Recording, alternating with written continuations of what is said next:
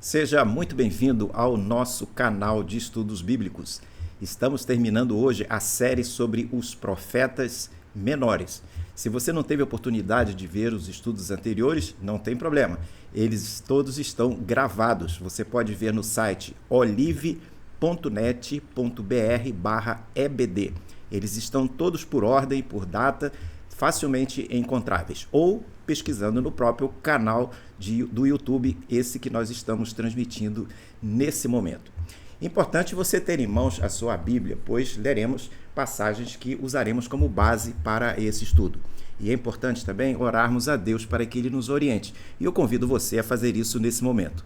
Bondoso Deus, nós te agradecemos a oportunidade de estudarmos a Tua Palavra.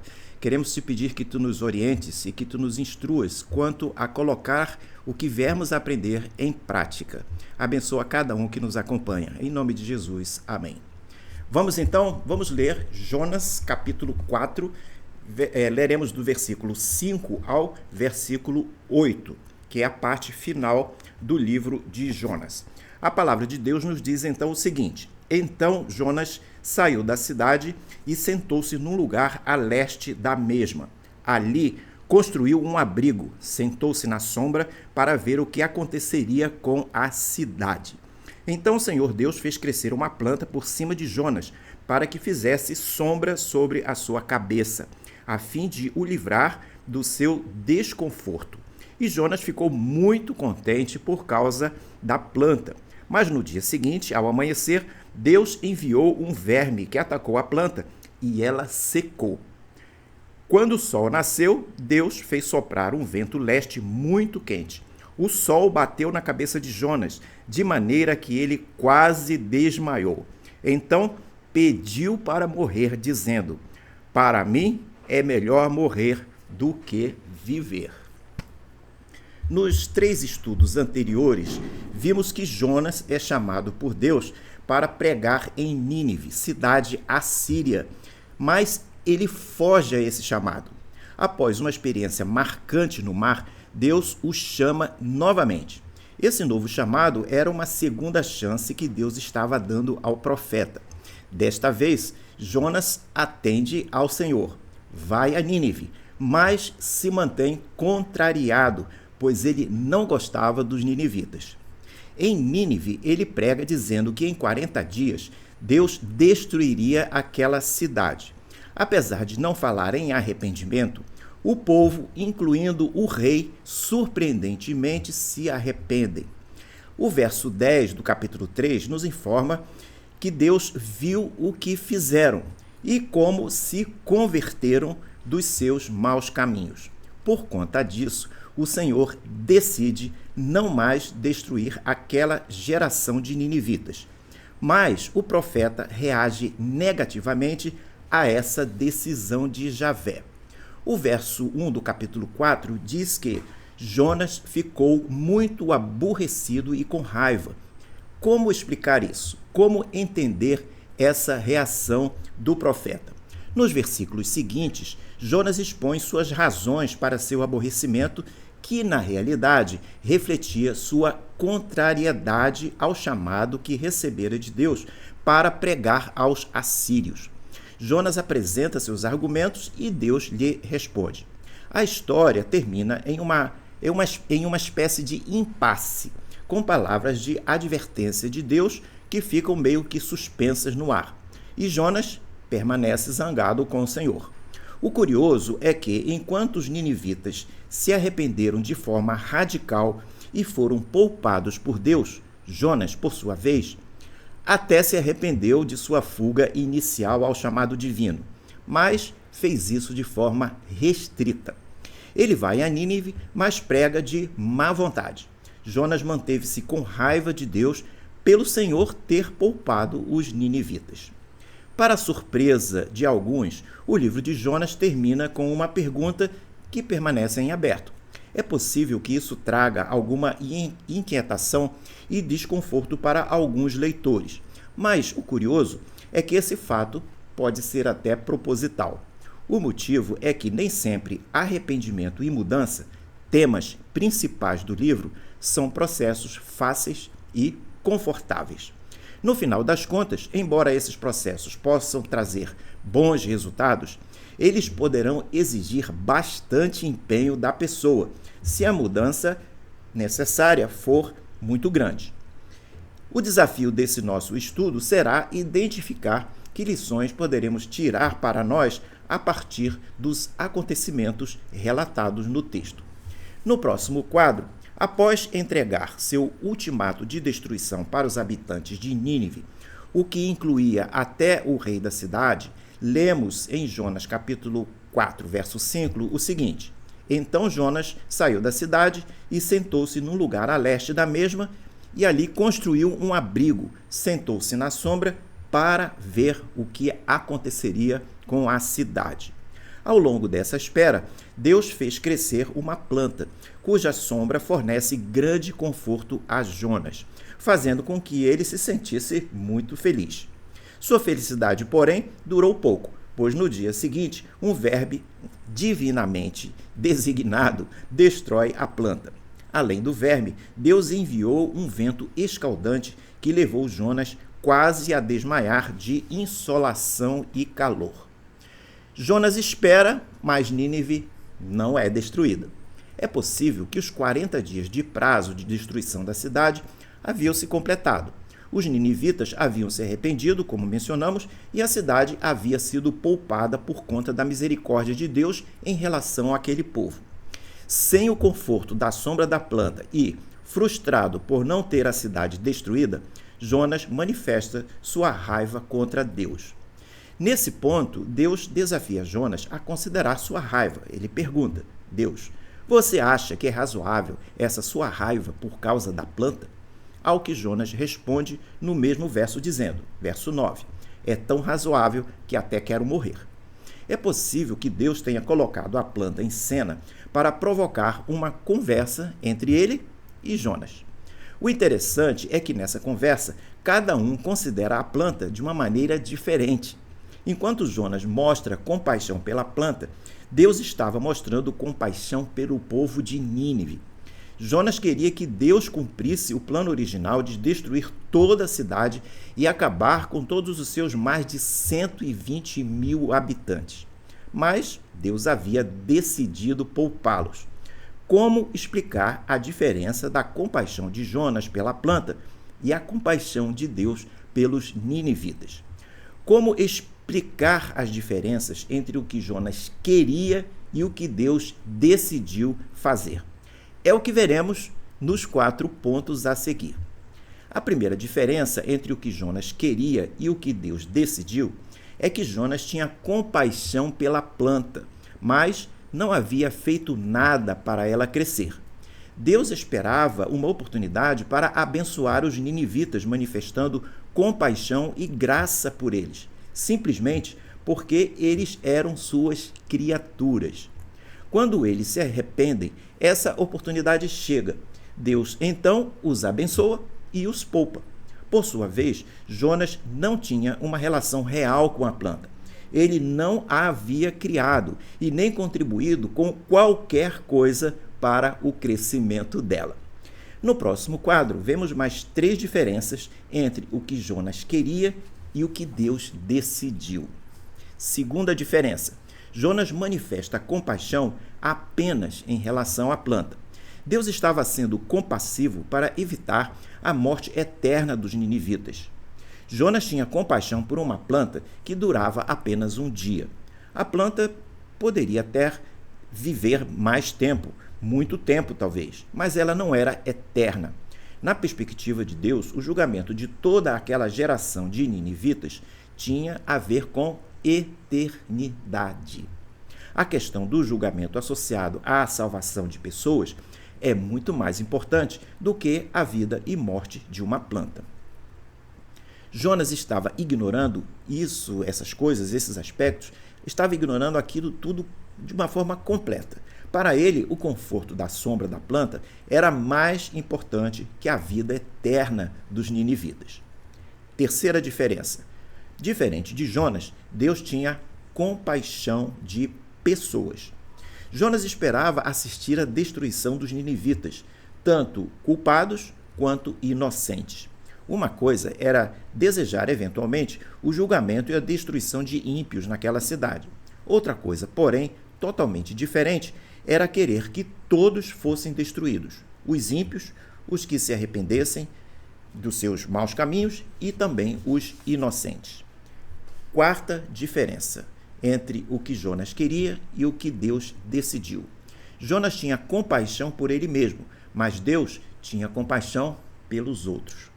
A compaixão de Jonas não estava realmente centrada na planta, mas sim no que ela havia feito por ele. A planta o deixara muito feliz, o que não era nenhum problema. Mas, se a planta não tivesse agradado a Jonas, ele não teria tido nenhuma compaixão por ela. Aqui estava o problema, porque a compaixão de Jonas era centrada nele mesmo. Ele só se importava com ele e não com os outros. Era uma compaixão egoísta. Por outro lado, Deus cuidava das pessoas, mesmo aquelas que haviam pecado gravemente e que o haviam ofendido. No próximo quadro, Jonas ficou contrariado quando foi chamado por Deus pela primeira vez para ir a Nínive. Na segunda chamada, após o episódio do peixe que estudamos anteriormente, ele atende ao Senhor, mas, como mencionado, permanece contrariado. Ele não queria a salvação dos ninivitas. Quando eles se arrependem e Deus decide não mais destruí-los, Jonas fica aborrecido e com raiva. Se fosse outro profeta de Israel, ele teria ficado radiante com o arrependimento dos ninivitas. O aborrecimento de Jonas foi tão grande que no capítulo 4, verso 3, ele pede para morrer. Será que as reações de Jonas estavam sendo razoáveis? Quais seriam seus motivos para se sentir assim tão desesperado?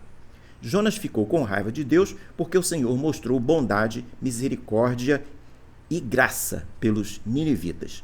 Jonas, como mencionado, não gostava deles e tinha problemas com toda aquela misericórdia e salvação que Deus estava promovendo. Jonas experimentara a graça de Deus, mas não queria o mesmo para os ninivitas. Ele não lembrava que havia sido salvo de afogamento por intervenção de Deus, através de um grande peixe, quando ele, Jonas, fora jogado no mar. Ele acabara de experimentar a graça e bondade imerecidas de Deus em sua própria vida. Porém, agora, ao pregar aos ninivitas, ele dificultava ao máximo eles serem salvos. Sua mensagem não pretendia promover salvação, mas era um ultimato desprovido de graça. Não houve menção a arrependimento e nem aviso a livramento, mas apenas um prazo de 40 dias até a destruição. Jonas estava vivo como resultado de uma experiência da graça de Deus, mas ele não conseguia entender que graça não era algo exclusivo para alguns escolhidos. Se ele mesmo, Jonas, havia sido objeto da misericórdia de Deus, por que então ele estava com raiva de Deus por conta do Senhor estar sendo misericordioso com os ninivitas? Esse é um dos problemas de Jonas, que se repete na vida de muitos crentes hoje. Trata-se de achar que somente algumas pessoas merecem a misericórdia de Deus, ou ainda achar que cabe a nós, humanos, estabelecer quem Deus vai abençoar com a misericórdia dele.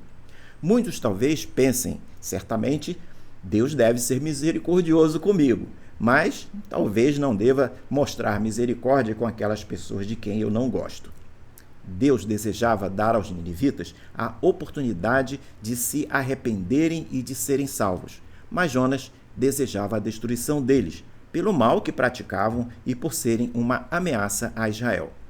Esse texto mostra que Deus pode salvar pessoas que se arrependem de seus maus caminhos, mesmo quando elas forem tão más quanto eram os assírios. No próximo quadro, chegamos à primeira parte da nossa conclusão. Pode-se dizer que Jonas, capítulo 4, versos 9 a 11, é o clímax emocional e teológico do livro. Nesse final, Deus confronta a raiva do profeta e expõe o contraste entre as prioridades humanas frequentemente egoístas, e a compaixão de Deus, ampla e universal. A seguir, apresentamos 4 aplicações práticas que nos ajudam a concluir esse estudo. Vamos lá? Primeira aplicação: o perigo de nós não nos importarmos com os outros. Jonas ficou furioso porque a planta que lhe dava sombra morreu. Ele não a plantou, não a cultivou, mas sentia-se dono do conforto que ela provia. Muitas vezes valorizamos mais o nosso conforto pessoal e as coisas materiais que nos cercam do que o destino eterno das pessoas. Às vezes, ficamos aborrecidos quando certos problemas do nosso dia a dia acontecem, mas permanecemos indiferentes diante do sofrimento dos outros. Segunda aplicação: como Jonas e Deus viam as pessoas de Nínive. Deus estava preocupado com mais de 120 mil habitantes da cidade, que não sabiam distinguir a mão direita da mão esquerda. Aprendemos aqui que Deus enxerga as necessidades humanas, físicas e espirituais, bem como a fragilidade humana e o valor da vida. Tudo isso acima de ideologias ou inimizades políticas. O desafio que temos como cristãos é olhar o diferente sem considerá-lo como inimigo ou como alguém desprezível, simplesmente porque é diferente ou porque o julgamos pecador. É possível olharmos para o outro com a mesma compaixão que Deus olha? Ou permanecemos em uma sombra, fora de Nínive, torcendo para que caia fogo do céu sobre aqueles de quem nós não gostamos? No próximo e último quadro, vemos as 2 aplicações finais, a de número 3 e a de número 4. A terceira aplicação é: em que medida pessoas e vidas valem mais do que coisas? O texto mostra Deus fazendo uma comparação lógica. Se Jonas teve compaixão de uma planta, algo temporal e sem alma, quanto mais Deus não teria compaixão de seres humanos. Essa é uma chamada para pensarmos em nossos valores e talvez ajustar alguma coisa nesse tema.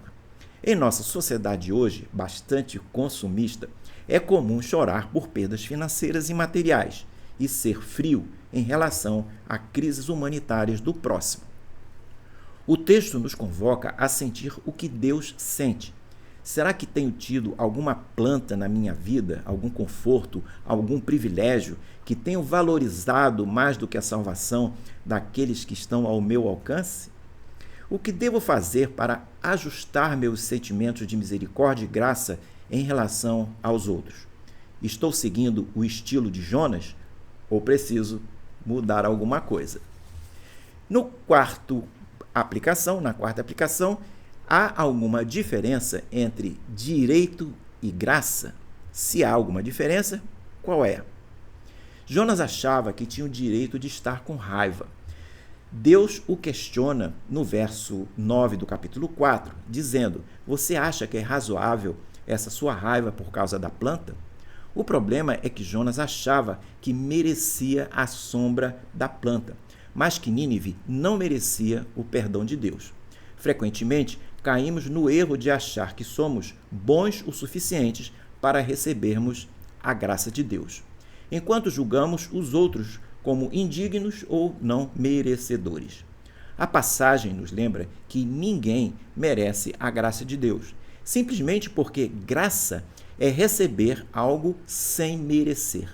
Se tiver que ser bom, a pessoa ser boa, ou fazer algo para receber alguma bênção, não é graça, mas sim troca ou compra.